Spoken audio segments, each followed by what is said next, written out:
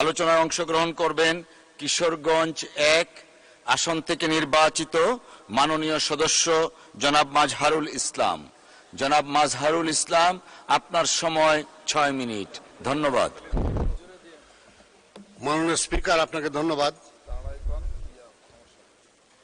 আজকে এই মহান সংসদে আমি বাজেট নিয়ে বক্তব্য রাখার সুযোগ পেয়েছি, সেজন্য আপনাকে ধন্যবাদ। মাননীয় স্পিকার, আজকের এই বাজেট ত্রয়োদশ জাতীয় সংসদে, এই মহান সংসদে আমাদের মাননীয় অর্থমন্ত্রী জনাব আমির খসরু মাহমুদ চৌধুরী মাননীয় প্রধানমন্ত্রীর পরামর্শক্রমে এই মহান সংসদে উত্থাপন করেছেন। আমার জীবনে আমি অনেক বাজেট দেখেছি। প্রতি বছর সংসদে অথবা সংসদের বাইরে বাজেট উত্থাপিত হয়। যদি নির্বাচিত সরকার থাকে তাহলে সংসদে, অনির্বাচিত সরকার হলে সংসদের বাইরে বাজেট প্রতি বছরই হয়। এবং বাজেট উত্থাপন হওয়ার পরে বাজারে বুদ্ধিজীবীর মধ্যে, অর্থনীতিবিদের মধ্যে কিংবা বিরোধী দলের মধ্যে মিশ্র প্রতিক্রিয়ার সৃষ্টি হয়। কিন্তু এবারের বাজেট কিন্তু এটা ব্যতিক্রমী বাজেট। আমি নিজে নিয়মিত বাজার করি, আমি নিয়মিত বাজারে যাই, কিন্তু এবারের বাজেট নিয়ে আমি বাজারে কোনো প্রতিক্রিয়া হতে দেখিনি। আমি কোনো ব্যবসায়ীদের কাছে কোথাও আমি বাজার সম্পর্কে কোনো নেগেটিভ কথা বলতে শুনি নাই। আজকে গ্রামের যে চার দোকানগুলো আছে গ্রামের শহরে, সারা বিশ্বের আলোচনা হয় সেই চায়ের দোকানগুলোতে। দেখবেন সেই দোকানগুলোতে যান, দেখবেন যে বাজেট নিয়ে কোনো মিশ্র প্রতিক্রিয়া নাই, কোনো বিরূপ কথাবার্তাও নাই।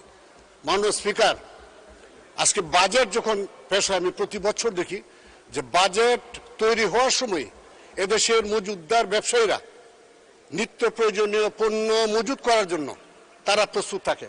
বাজেটের খুঁটিনাটি বিষয়গুলা তারা আগেই জেনে যায় এবং এই পণ্যগুলা তারা মজুত করে ফেলে, যে কারণে বাজার একটা অস্থিতিশীল পরিস্থিতি তৈরি হয় এবং নিত্য প্রয়োজনীয় পণ্য মূল্য বৃদ্ধি হয়।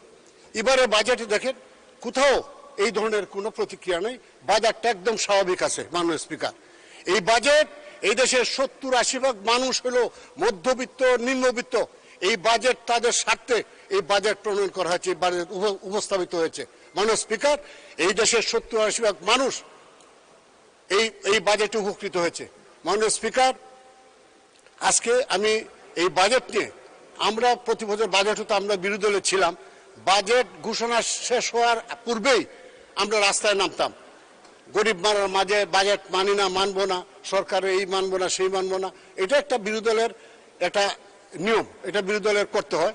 আমার মনে হয় এবারে বাজেট নিয়ে বিরোধী দলের সম্মানিত সদস্যগণের মধ্যেও কোনো প্রতিক্রিয়া নেই।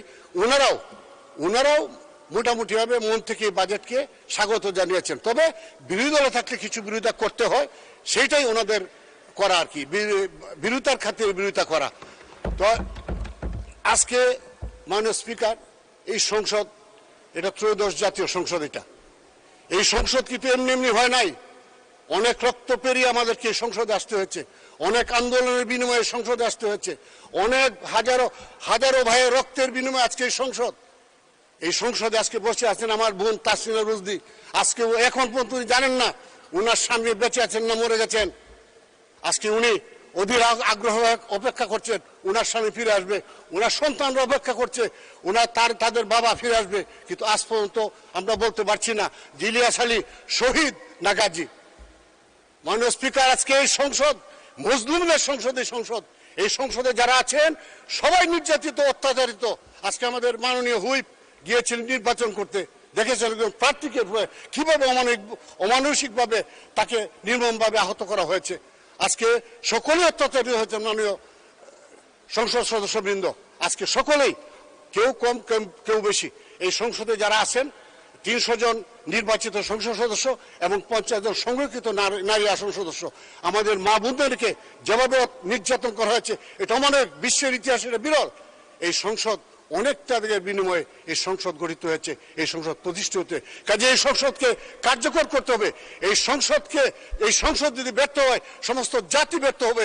এই সংসদ যদি ব্যর্থ হয় মাননীয় স্পিকার, তাহলে এই যে হাজারো শহীদের আত্মত্যাগের বিনিময়ে সংসদ প্রতিষ্ঠিত হয়েছে, তাদের আত্মত্যাগ ব্যর্থ হয়ে যায়। মাননীয় স্পিকার, আজকে শত শত মানুষ পঙ্গু, আজকে দেশে বিদেশে চিকিৎসা নিচ্ছে, তাদের ত্যাগটা বৃথা হয়ে যাবে। আজকে 16 বছরের এই যে ত্যাগ, বিরোধী দলে থেকে আমরা বিরোধী দলে ছিলাম, আপনারাও বিরোধী দলে ছিলেন, আপনারাও নির্যাতিত হয়েছেন, আমরাও নির্যাতিত হয়েছি, আমাদেরও শত শত নেতাকর্মী গুম হয়েছেন, খুন হয়েছেন, আপনাদেরও অনেক নেতাকর্মী গুম হয়েছে, খুন হয়েছে। সকলের আত্মত্যাগ আজ ব্যর্থ হয়ে যাবে যদি সংসদ ব্যর্থ হয়। আজকে এই সংসদ ব্যর্থ হলে এই যে ফেসিবাদের আবির্ভাবের সুযোগ তৈরি হবে। আমি তাই অনুরোধ করব, আসুন সবাই মিলে শহীদদের আত্মত্যাগের আমরা মূল্যায়ন করি। শহীদরা যে বাংলাদেশ গড়তে চেয়েছিলেন, আমরা সেই বাংলাদেশ গড়ে তুলি। সেই জন্য দরকার সম্মিলিত প্রচেষ্টা। আজকে দেখেছেন তেল নিয়ে একটা কৃত্রিম সংকট তৈরি হয়েছিল। সংসদে মাননীয় প্রধানমন্ত্রী আপনাদেরকে বিরোধী দল সহ কমিটি করে দিলেন, মোটামুটি ভাবে তেলের যে সংকটটা ছিল সেটা দূর হয়ে গেছে। আমি আশা করি আমরা একযুগে কাজ করি। আসুন, মাননীয় প্রধানমন্ত্রী সব সময় আলোচনার দ্বার উন্মুক্ত রেখেছেন। আসুন, আমরা যেহেতু উনি প্রধানমন্ত্রী, ওনার নেতৃত্বে আমরা সুন্দর বাংলাদেশ গড়ি, একটা স্বচ্ছ বাংলাদেশ গড়ি। আমরা আশা করি যে আমরা। মাননীয় সদস্য, আপনার সময় উত্তীর্ণ হয়েছে 2 মিনিটস। আচ্ছা, ঠিক আছে। আমরা বহু আত্মত্যাগের বিনিময়ে সংসদ প্রতিষ্ঠা করেছি। মাননীয় স্পিকার, মানুষের গণতান্ত্রিক অধিকার প্রতিষ্ঠিত হয়েছে, মানুষের ভোটের অধিকার প্রতিষ্ঠিত হয়েছে, মানুষের কথা বলার অধিকার প্রতিষ্ঠিত হয়েছে। ইনশাল্লাহ এই অধিকার থাকবে। এই মানুষের অধিকার আমাদেরকে সমুন্নত রাখতে হবে। মাননীয় স্পিকার, আজকে আমরা চাই আগামী যে দ্বাদশ এবং একাদশ যে সংসদ ছিল, সে সংসদ কিন্তু এটা জনগণের ভোটে সংসদ না। এই সংসদ ছিল দিনের ভোট, রাতে তারা মেরে এই সংসদ তারা করেছিল, এবং সেই সংসদে বিরোধী দল ছিল, সেটা ছিল গৃহপালিত বিরোধী দল। মাননীয় স্পিকার, সেই বিরোধী দল মেমো করতো, সরকার যা শিখিয়ে দিত তাই তারা বলতো। আজকের বিরোধী দল শক্তিশালী বিরোধী দল। আজকে আপনারা সরকারের আত্মসমালোচনা করতে পারছেন, আজকে সরকারের কোনো ভুল থাকলে সেটা সমালোচনা করতে পারছেন, অবশ্যই করবেন। তারপরও সবার আগে দেশ, সবার আগে বাংলাদেশ। মাননীয় প্রধানমন্ত্রী চান আমরা সবাই মিলে একটি সুন্দর বাংলাদেশ গড়ব। আসুন, 5 বছর পরে নির্বাচন হবে, সেই নির্বাচনে আপনারা আজকে বিরোধী দলে আছেন, সেই নির্বাচনের অধিকার, মানুষের ভোটের অধিকার যদি ঠিক থাকে, তাহলে আপনারা বিরোধী দল থেকে ট্রেজারি বেঞ্চে আসতে পারেন। আমরা হয়তো ট্রেজারি বেঞ্চ থেকে বিরোধী দলে যেতে পারি। আমরা চাই এই মানুষের ভোটের অধিকার, মানুষের গণতান্ত্রিক অধিকার প্রতিষ্ঠিত থাক, তাহলেই আমরা ইনশাল্লাহ সুন্দর বাংলাদেশ গড়ব। আসুন সবাই মিলে, আজকে এই যে মানুষ, হাজারো হাজার মানুষ আত্মত্যাগ করেছে, জীবন দিয়েছে, রক্ত দিয়েছে।